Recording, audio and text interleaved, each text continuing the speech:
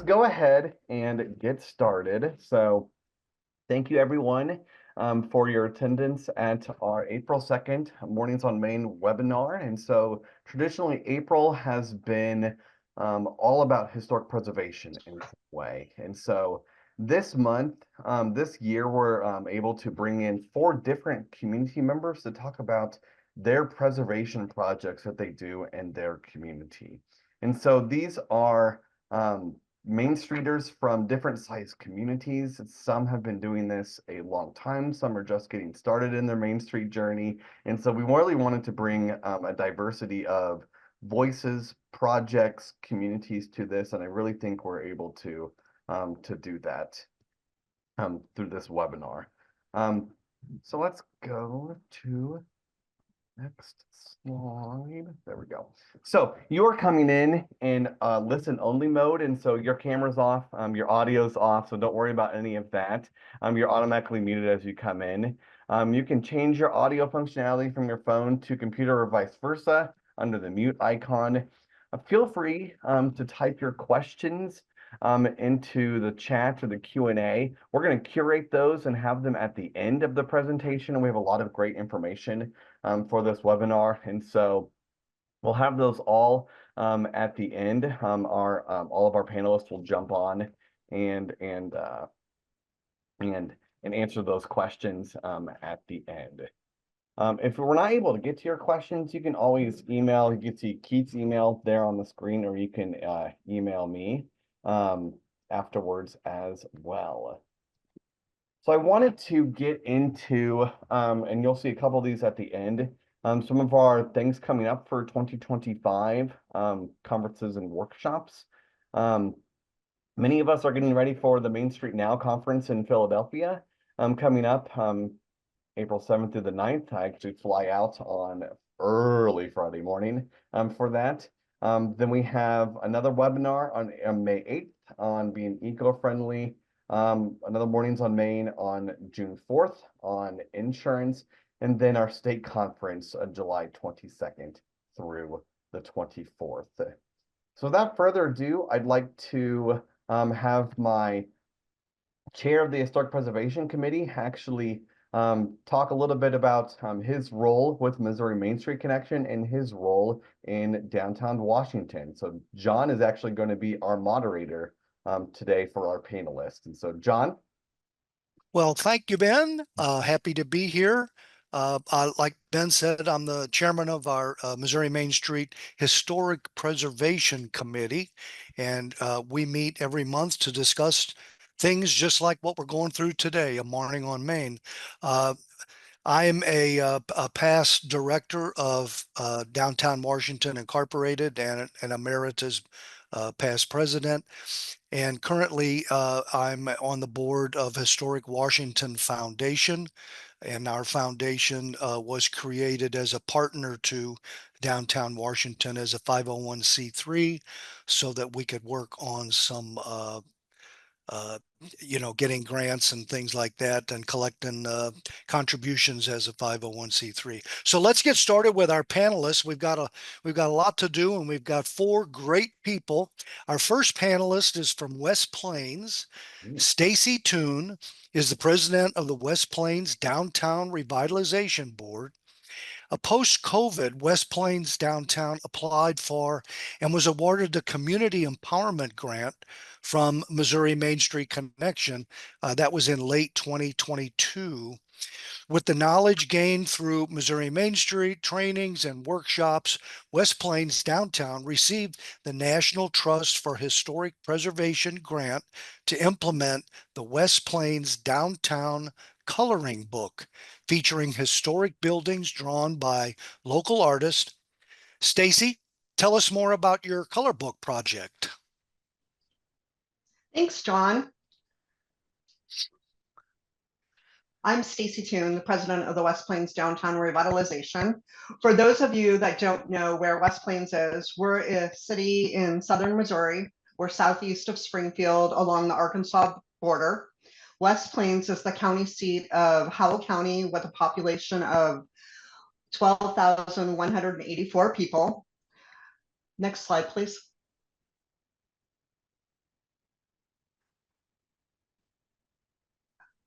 For our agenda, we're going to go through a couple. We're going to talk about the National Trust Preservation Grant that we got, the collaboration with our local university art club, and kind of how we put the coloring book together, and then some simple ideas that anyone attending this webinar or watching the video can implement. Next slide, please.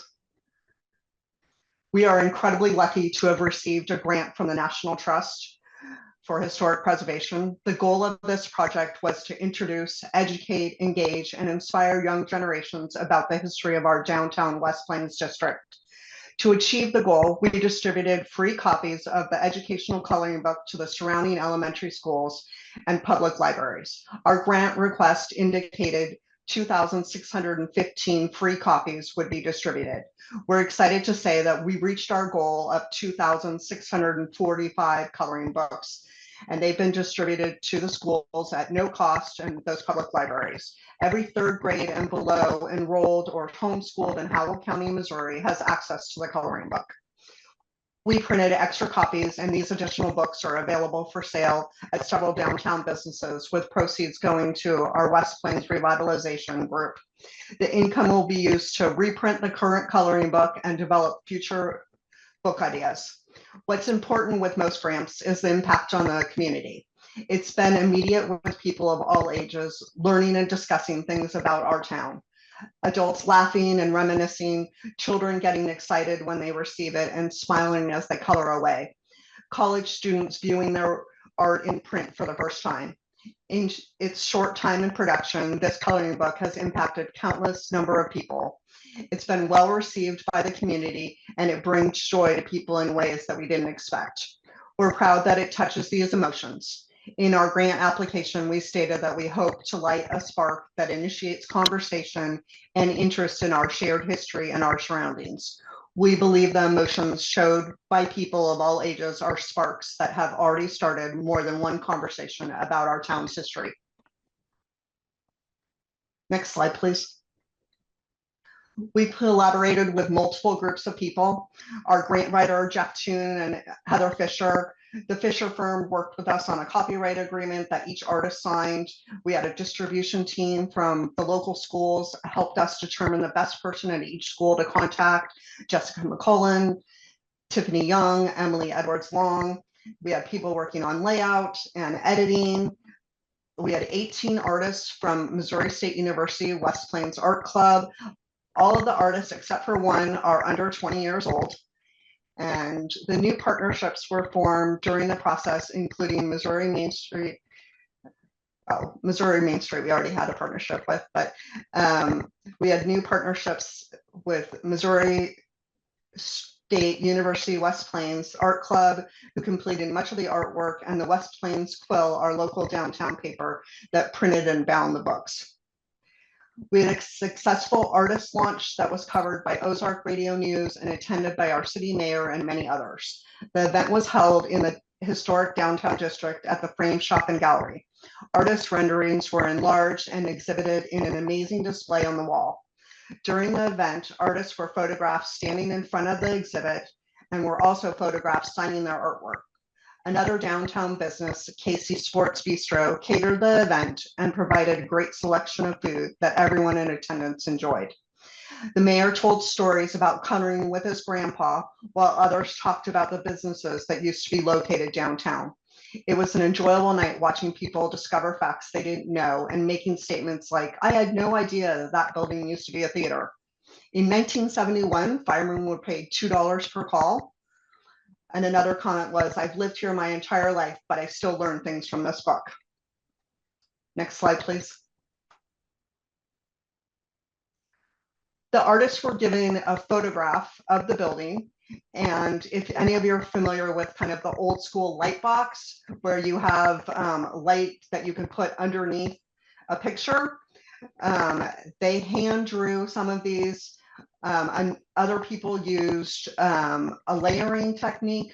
So there's various programs that are out there where you can put the photo on the bottom layer and then add a layer on top of that and draw the image.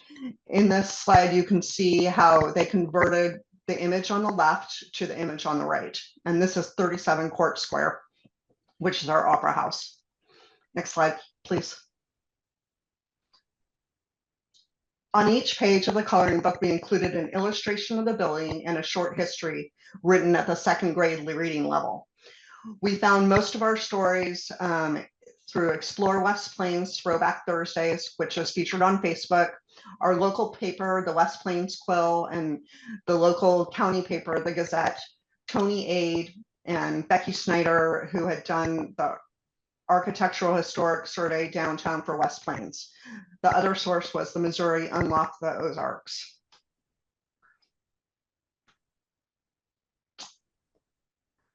Here are some ideas that you could easily do. On the left-hand side, there's a scavenger hunt. You could go through your town and pick different things that are available. Stained glass, brackets. We have arcades, church bells. You could come up with different questions that you have that families could kind of interact with. On the right-hand side is a placemat. This isn't our placemat, it's someone else's, but this project has been a great idea generation as several new ideas have emerged. Multiple downtown business restaurants have stated they want us to create placemats.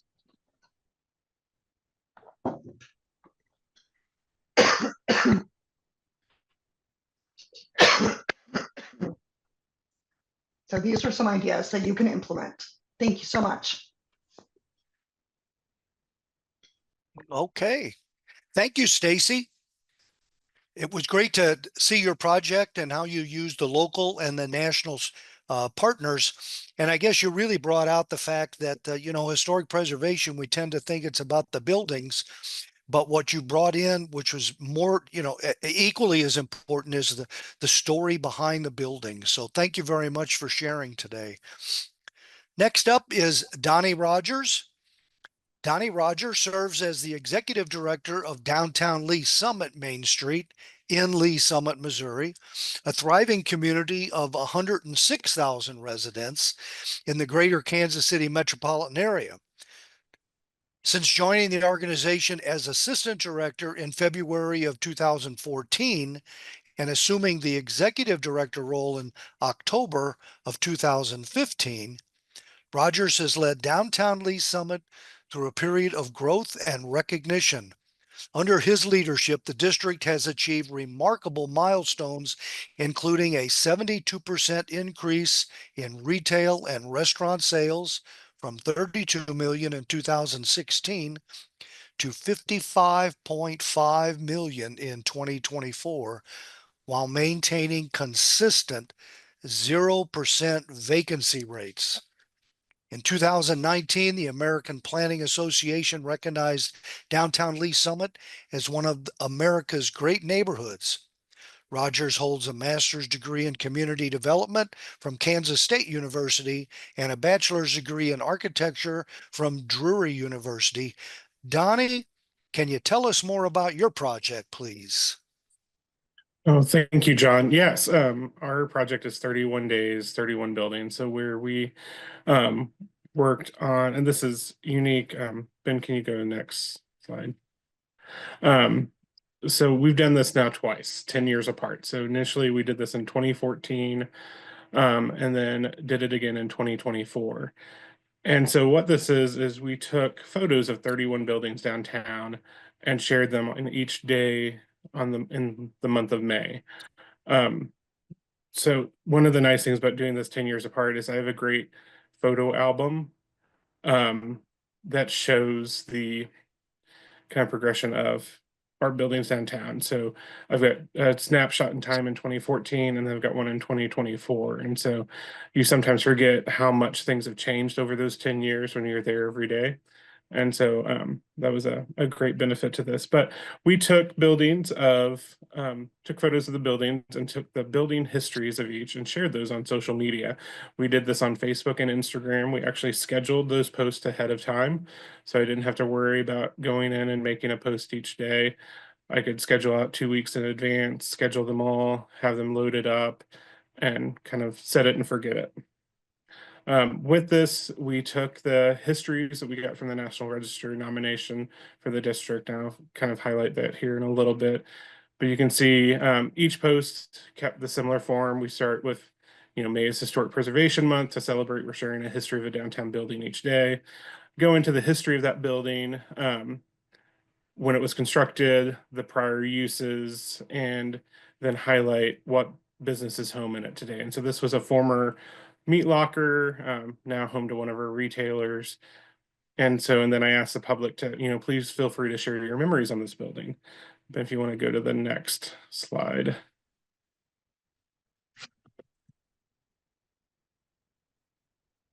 Oh, yeah, and so you can see some of the comments we got. This is a great opportunity to get the community involved, engaged. And another business talked about how they love downtown, love the history of downtown. New residents, I just moved to Lee Summit, really like downtown. And so it was a great opportunity to get a lot of public interaction, positive public interaction. That initial post, I mean, that had 354 likes or hearts, and over 44 people commented just on this one post and 18 different shares. So I think people were really interested in this history of our buildings downtown.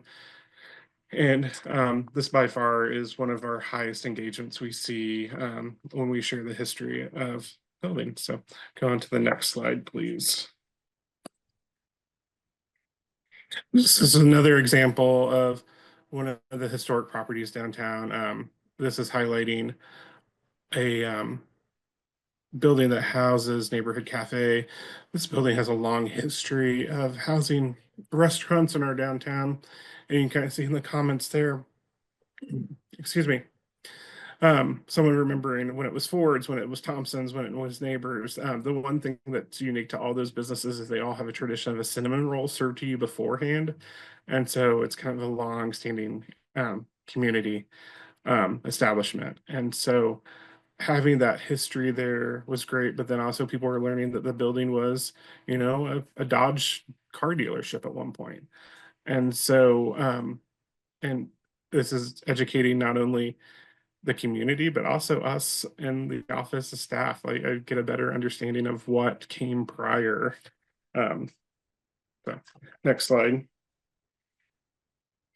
And not all the buildings we share are successes. This is a property in our downtown. This is an older building. This has been in our district, and I guess technically you could claim the facade improvements on the exterior now have reached the point of historic. This building was constructed in the early or 1886, and they completely redid the facade in the 1955. So it doesn't have to be the prettiest of buildings, but it still gains a lot of attention from our community members. And, it also, I think, very much highlights the importance of historic preservation. People regret seeing what happened to this building. You can go to the next slide, Ben. But there's still great memories there. You see the comment, one of the posters, my great grandmother used to work in this building. She was a telephone operator. And so just really helps instill that importance in the community for historic preservation and preserving what we have here.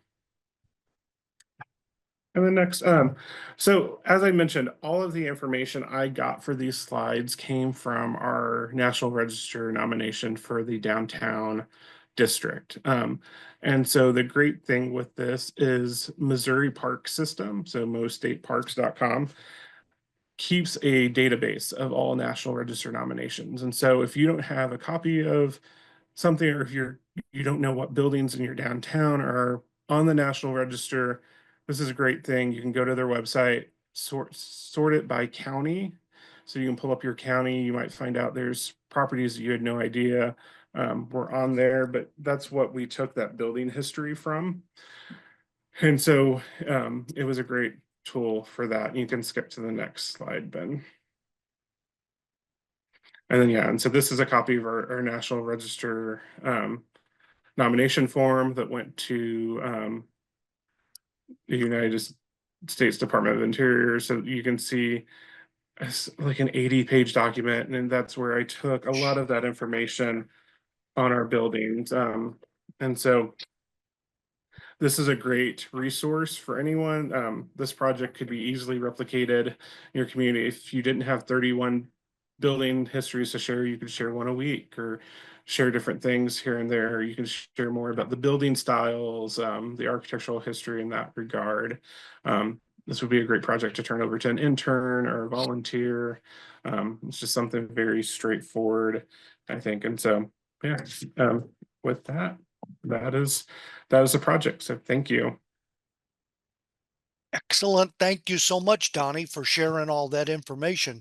You such a diverse history of buildings, and that so many communities can implement. We all have that. We all have the ability, put them on social media, and you can just reach so many people and share not only, again, the buildings, but in your community, but the story behind them and what makes them so important.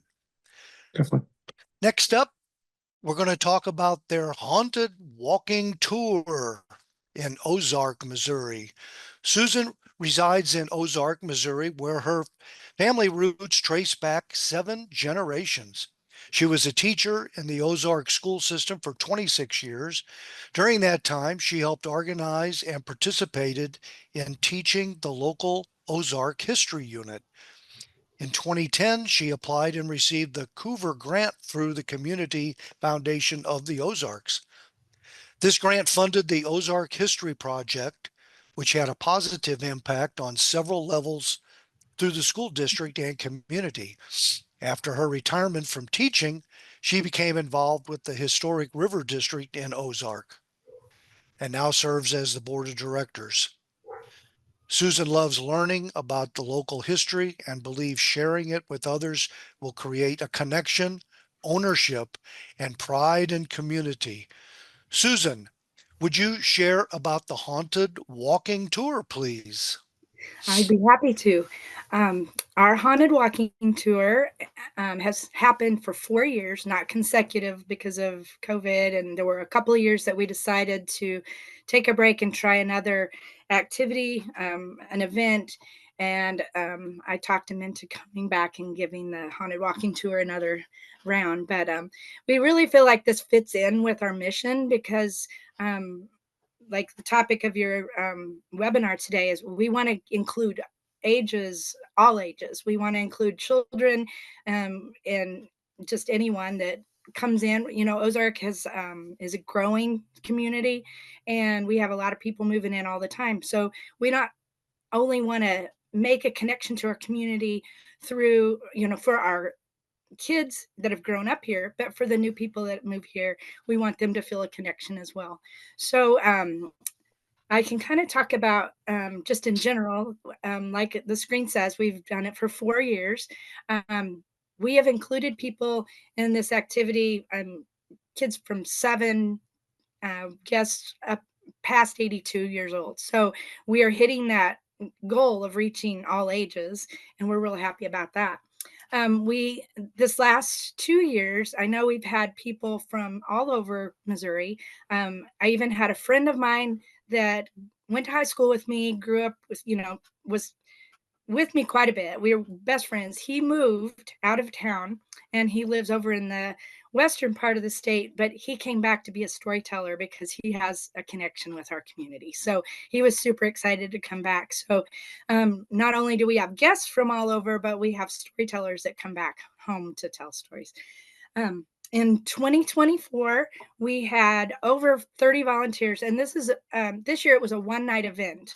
So that's a pretty good turnout of volunteers. It's a pretty easy event because once you get the storytellers, you know, they all have their own little job, and then you have your guests taken on tours by tour guides. And so with the guests this year, we had, I think, 140 some that were paid, but we did give some comp tickets to the storytellers' families so that they could attend. And so we had a total of 154 guests. And so for the night, we had over 180 people. I think it was 185 people that we counted were involved with the evening. So that's pretty good for one night. If you want to go to the next screen. We started, I can kind of, I'll go back one more. This is kind of a round, a little summary of the 2024 event. We started at a business downtown on the square in Ozark. Suite 101 was a venue. We all met there. They checked in and got in their groups. And then we had a walking guide escort each group. So our aim was to have 20 to 25 people in a group. This year it kind of blew up and we had some groups that ended up being very big. So we may need to go back to 2 nights again, but we'll talk about that next year. But we had 6 story locations. I think we walked a little over maybe a mile and a half total for the whole thing. We had 6 locations. One of them was our historic Weaver House, which is downtown. It was built in around 1855. So everyone's always interested in that. So it's exciting to go over there. And I'll go through those stories in just a second, tell you. But we had storytelling. We had straw set out so they'd have seating. We had really cool lighting that for the night, and it was and of course props and pictures and things that went with each story. And then the exciting part for the last 2 years is instead of just ending the tour when it was over, we ended the tour at the Christian County Historic Museum that's on the square. And a lot of people, with the hours that it's open, and just they've never been in. A lot of people have not been in. So this was our way to get people in there. And then they were super excited and, to see, wow, we didn't know all this was here. And so it was a great partnership with the museum people too. And they were happy to have us. And it was just great. We had 5 tours for the evening, and each tour lasted 2 hours by the time it completely finished. So I'll show you some pictures from the past walking tours, and you guys can kind of get an idea. Now, we call it the haunted walking tour. The haunted walking tour, but there's not a whole lot of. It's not like a haunted house where you go and have people jump out and scare you and gory, scary stuff. I think that was one of the things that we need to make sure we let people know more, because we had people come this year and they were like, this isn't what we thought, and we loved it, but in 2019, here's some of our storytellers. We had the gentleman on the left. He's telling the story about Alf Bolin. He was a man, if you guys know of Murder Rock down in Branson, where they have the golf course, that was named after Alf Bolin. He was a terrible man. And so they tell his life story. In the middle, the Weaver brothers, and they were the grandsons of the man who built the Weaver house I told you about. They were vaudeville actors and actually traveled all over the world and performed for the Queen. And so, and then on the right is a ball knobber. And if you guys aren't familiar, they were a vigilante group that terrorize. Well, they started out good, but they kind of went wrong. But so those are some of the stories. We kind of repeat some of those because they're just very popular, and so we kind of change it up a little bit each year, but kind of keep some of the basic things because people like that. If you want to go to the next screen, we kind of, there I am all looking zombie, but not too bad, just kind of a little spooky, a little historic. The second picture is of one of our board members. She owns the historic morgue downtown in Ozark. That is now Airbnb. And then the next picture is of that Airbnb when it was a Klepper mortuary back in the day. On the next screen, here's some examples of our marketing that we had 2023, and then we changed it a little bit the next year, but we try to get these up. One of the things that we noticed is you can't only rely on Facebook to get your, I think we kind of get dependent on that, but not everyone has Facebook. So get your flyers out and put them up. Also the last 2 years, and I'm wearing my shirt today, I survived the historic walking tour, and then on the sides it does say Ozark Historic River District. It's hard to see there, but in that you can see down by the little ghost there's a ball knobber. So I designed this shirt myself, and I put in all of the aspects of our downtown. So we had the covered bridge. One of the stories was about a man on the covered bridge.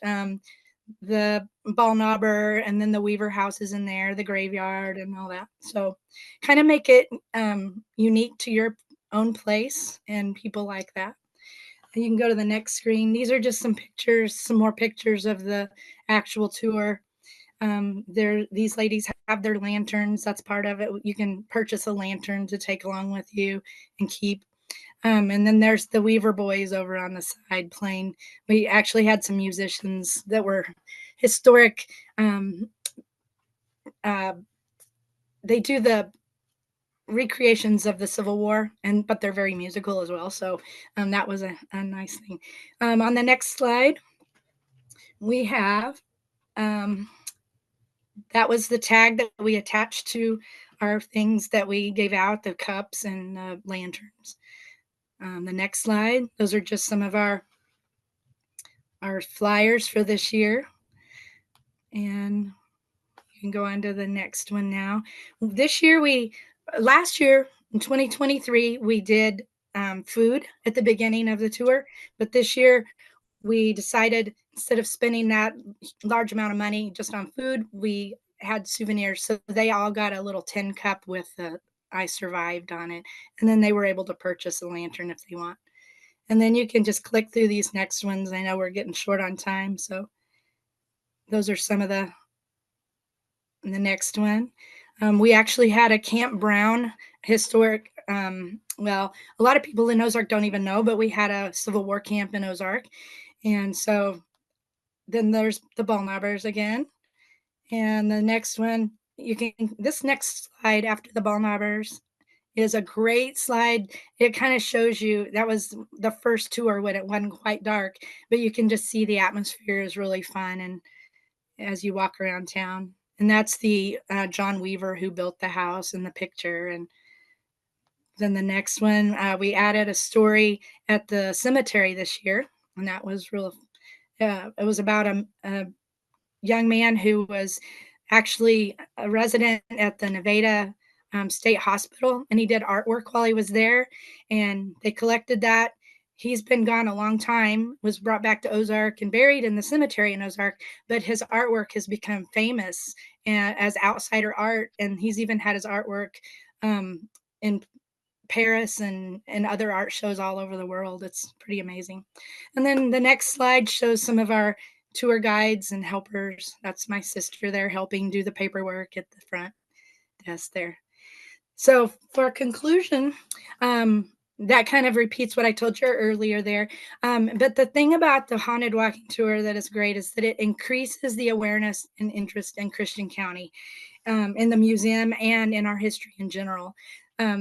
When I teach the Ozark, or when I used to teach the Ozark history unit, we tried to get, the kids to tell their parents and get them out. And it was fun. Sometimes I would meet parents downtown and show them some of the historic buildings and tell the stories like they were talking about in the other presentations.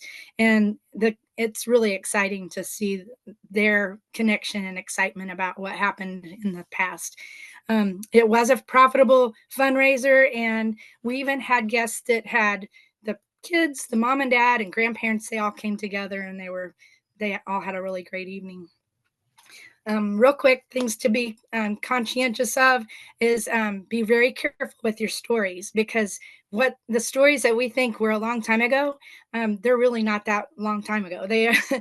We had connections. We had guests on the tours that, and I've been very careful with that because I'm aware of that. And, this guy that we're talking about, one of our guests said, I knew his brother. And so, they were really connected to it. Another one was, that was my grandfather's, whatever, so you have to be real careful and be appropriate, and don't get too carried away with your stories, because you are talking about real people. So you have to be respectful. Yeah. And then watch your group size. Like I told you, this year it got real. The groups, some of them had 40 people in them. So watch your group size and make it family friendly, and just encourage everyone to be a part of the event, either, helping with it or attending it. So I think that's about it. I might have gone over. Did I go? almost. Okay. Had a All lot. right. Susan, thank you so much for sharing. You're And, welcome. this is a great project that helps to highlight how preservation, it doesn't have to happen just in May during preservation month, but, share these things during May so that we can, make best use of the rest of the year and get people involved in their community. So last but not least is Caitlin Galloway. Caitlin, a dedicated community leader from Brookfield, Missouri, holds multiple positions. Her key roles include working as a private banker at a regional Missouri bank and leading the promotions committee for Missouri Main Street Brookfield. Caitlin has played a critical role in several Main Street projects, including the recruitment and management of a Smithsonian exhibit, a QR code historical building tour, and the creation of a Clio walking tour of the downtown area. Caitlin, tell us about your project. Good morning, everybody. So, again, my name is Caitlin and I'm with Main Street Brookfield. And this kind of started off with the Smithsonian Institute had an opportunity for a traveling exhibit, and it was Crossroads, Change in Rural America. And they really encouraged us to highlight our local history as well. And through some different ideas kind of cultivated at Missouri Main Street, they say rip off and duplicate, and that's kind of what we did. So I'll share kind of our version of that. So getting started, we did a QR code tour. We knew we wanted to do that. We also saw this Clio app that the Humanities kind of talked about at a Missouri Main Street workshop. And so the first part was kind of recruiting volunteers. And what we did is we're like, what kind of talents are we looking for? We knew what talents that we currently have in our organization. And we decided that we're mainly looking for somebody to help us with the app development and information gathering and just kind of that manpower. We definitely went out on a whim, putting the app development out there, but we actually found somebody in the community that does do software development and wanted to help. And we're like, oh, great. So the way we advertise for this, we did multiple outlets because there is, multiple different talents that we're looking for. And some of those people that has a lot of historic knowledge, they're probably not going to find out on Facebook. And so we also use newspapers, email groups, and other social media to try to recruit people in. Another thing that worked really well for us is we have Facebook groups out there that are, you're from Brookfield, and it does lots of historical stuff, or alumni groups that also kind of like to talk about in the Facebook group about history. That I think also helped a lot on recruiting people. We set a meeting date, but I think it's also important. There are some people out there that won't probably make it to the meeting, but are willing to help. And so we also put our contact information out there if they weren't able to make it to the meeting. And that was cool too. There was stuff that they could kind of do on their own if they couldn't make it on that meeting time. And then the pre-planning, that before we met with everybody initially, I think it's always good to kind of make a list of jobs that you're going to need to get done. And then that way, you can kind of let people volunteer at their own terms. And that's kind of where I have found to be most successful. Like, people are scared to volunteer because they're like, what all am I going to get into? But it's at their own terms. Here's a list of jobs that I need done. Whatever you guys want to pick out, I think is great. And so then we divided and conquered from there. We divided our Main Street district into blocks. And so unlike, fortunately, some of those historical, or I guess the history of the buildings might be on a registry, but Brookfield's was not. So we had to kick it old school and get the directories out to see what was happening throughout history. So we divided our district into blocks, and they could sign up and commit to as much as they wanted to. The next thing is, and I catch myself being like this sometimes too, but some people are deadline motivated. And so just creating those check-in times to stay on track, just because some people are deadline motivated. And then also you need to think about a maintenance plan, because the history is going to keep growing and growing over time, and as people switch around buildings, so you want to have a maintenance plan. And we have ours set up right now on kind of an annual basis. We're about to meet together in April to actually kind of review all of our stuff and polish it up for another year. So our historical gathering, how that worked is we went and found as many directories as possible. And then we made an Excel sheet that had like the years of the directories that we used. And then we had the addresses. And so then we looked through the directories, okay, at this year, this was what was at this address. And sometimes, just like even I'm in a bank here in the historical district, and it actually, the bank used to be two different things. You know, to be one side a grocery store and the other side was a bank. And so then now the addresses are the same. So you kind of have to follow that too, which is a little tricky. And we found that the Excel sheet's the best way to do that. And sometimes there's blanks. And so what we did was we set up a time to meet with the current business owners and property owners. And do they have more info? Do they have more stories? And even if they don't, some people were intimidated. They're like, I don't know anything about my building, but I'm like, hey, let me share what I do have with you. And that was just a really great opportunity to build relationships with property owners and business owners in our district. And another thing is, and I don't know if this is the right or wrong way to do it, but if you have some problem buildings in your district, having conversations with the people, most of ours that are problem buildings are also out of state, and so they don't see what's going on. So I kind of like pumped up how great Main Street's doing and talked about the district and how things were booming. And I'm like, hey, we have investors coming in. If you you know, are you entertaining offers at all? Or if somebody was interested in your building, could I share contact information?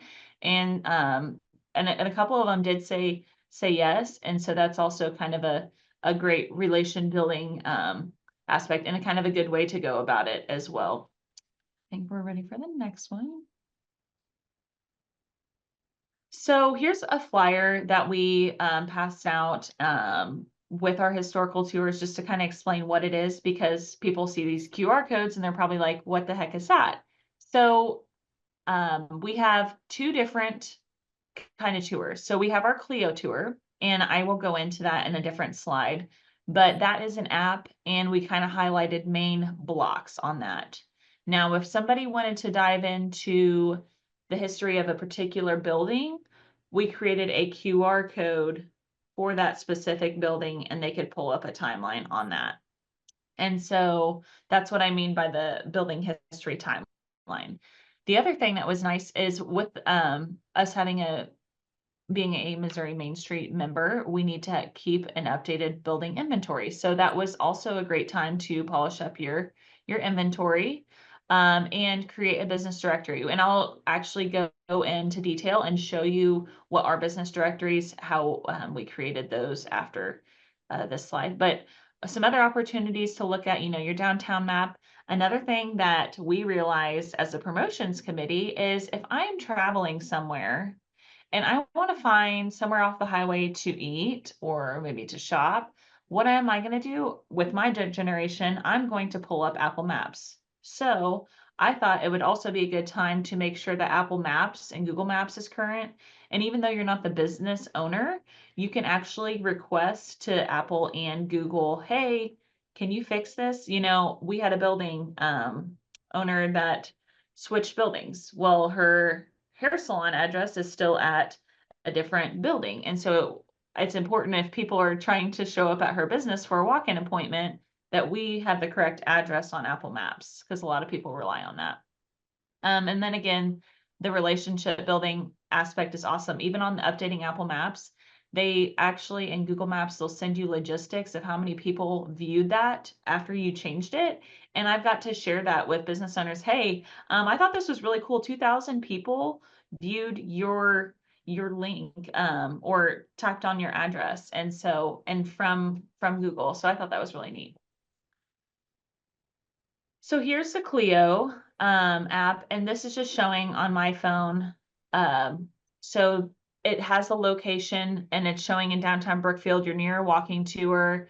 And here is kind of our main points that we pointed out. Now you can actually like go through and click on these major points to get more detail. And you don't have to be at that location to view it. You can view it on the app. We included some pictures, and at the bottom you can see we also created little captions to say what is going on in the picture. But we found it best on the Clio to just kind of do a broad point instead of every single little building. We just did it by the history of the block. So yeah, that's how we utilize Clio, and this is a free app. And this was really user-friendly to use. Now the QR code part, we did have that software developer kind of help us with that part of it. But Clio, it was free. It was really easy to input information and upload pictures. So here's our building timelines. This is our Chamber of Commerce. So if when you scan this QR code with your phone camera, it's going to pop up a link. And each building has a link on our website that houses that QR code information, if that makes sense. And so the nice thing about this also being electronic is that we can edit it at any time. Or if somebody was like, you know, I think my grandmother had a retail store from here named such and such from this little gap of time. Well, we can go back in here and edit it. Or if the Chamber of Commerce maybe moves somewhere else and a new business comes in, we can update that.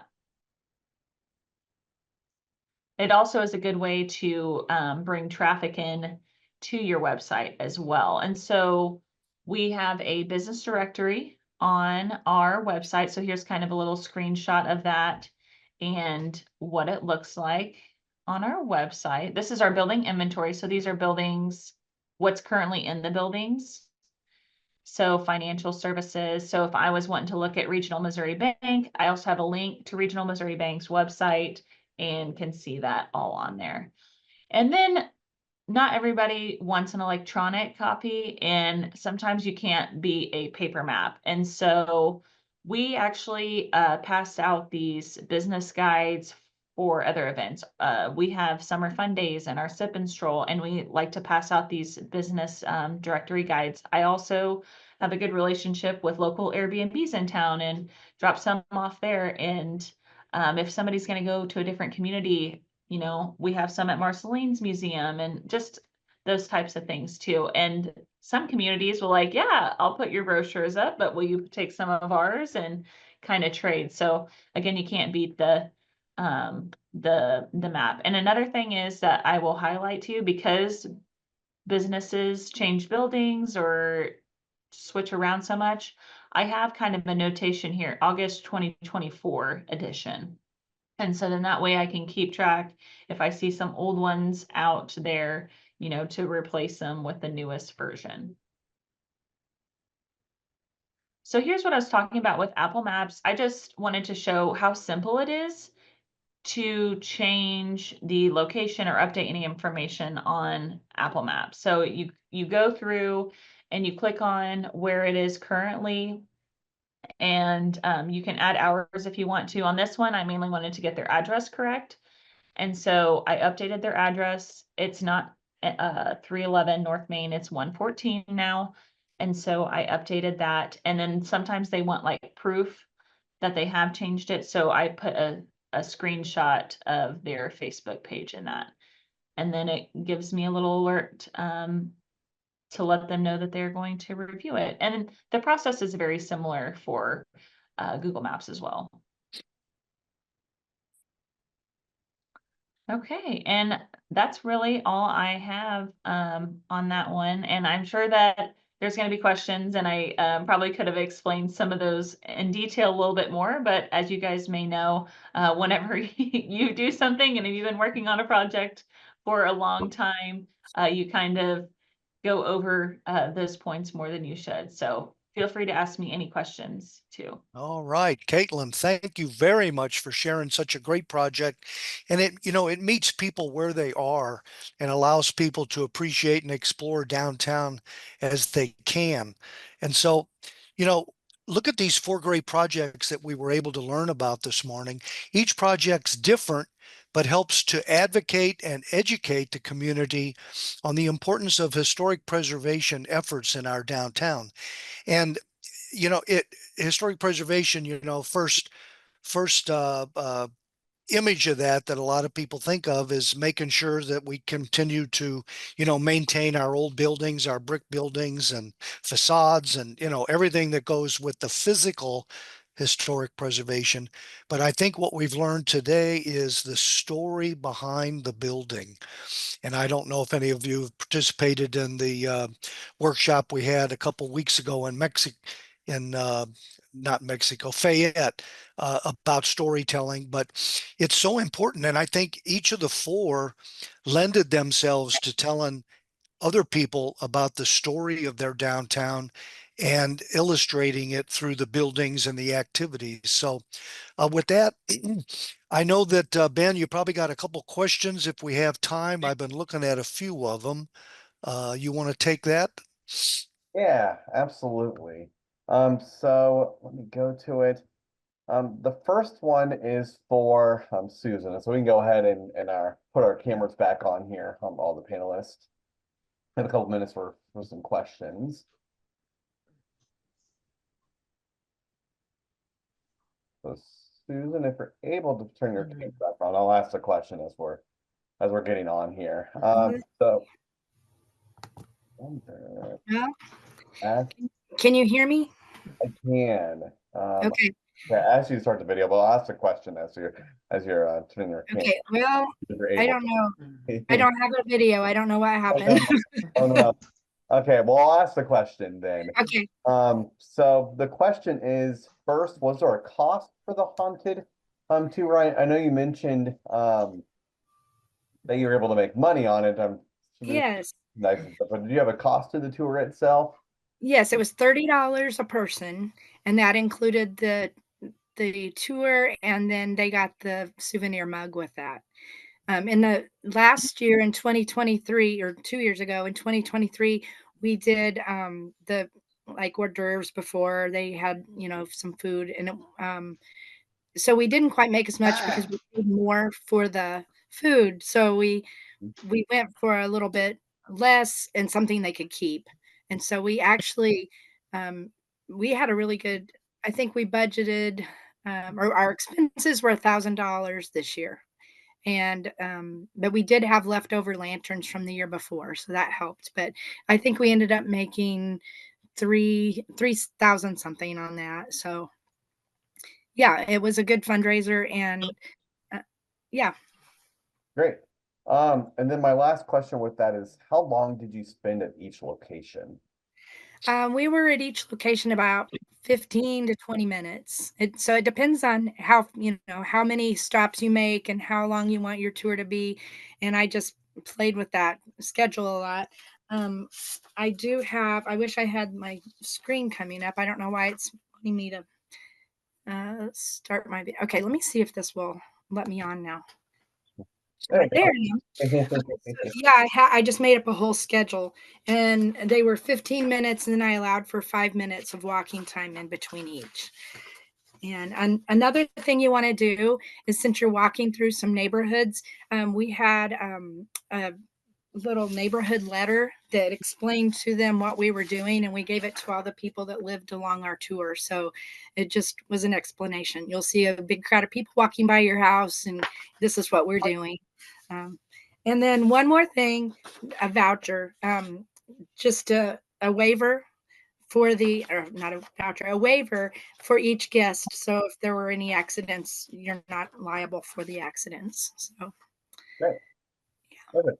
All right, I have 2 more questions. First, this one's for Donnie. How did you pick the buildings that you put on to social media? I mean, there's really no rhyme or reason. I mean, 31 days. I mean, really what buildings we had histories on. There's a few that we leave out, and we switched out a few from over the last time we did it. There's always suggestions from the community too, that of what buildings they want to hear. And so really it's kind of just random luck of the draw of what we pull together. Great. And then, Caitlin, who actually is the one that maintains the back end of it? You mentioned that you go in about once a year or as needed, but who actually maintains it? Is it you, or is it a committee, or is it someone else that does it? So that's a really good question. I actually had to recruit in a little group. It's going to be about 4 of us to go through. And I also, this is going to be our first year of maintaining it. And so I might have better ideas next year. Our design committee, they have offered to help. The demographics of our design committee, though, they are probably not as tech savvy. And so I actually have recruited a high school student that's kind of passionate about getting involved with Main Street Brookfield. And so that's going to be kind of his first little outing with our organization. And then there was another person I met in the community that's looking for a small project to volunteer. They're an accountant, pretty savvy with the computer also. And so them, and then our software guy, he's also going to be on there, and then myself included too. But the nice thing is, like I said, we're not recreating the wheel as far as our business inventory though, because luckily that's something that the Main Street organization, they already request that, and so that's something that we already have in our toolbox. That's great.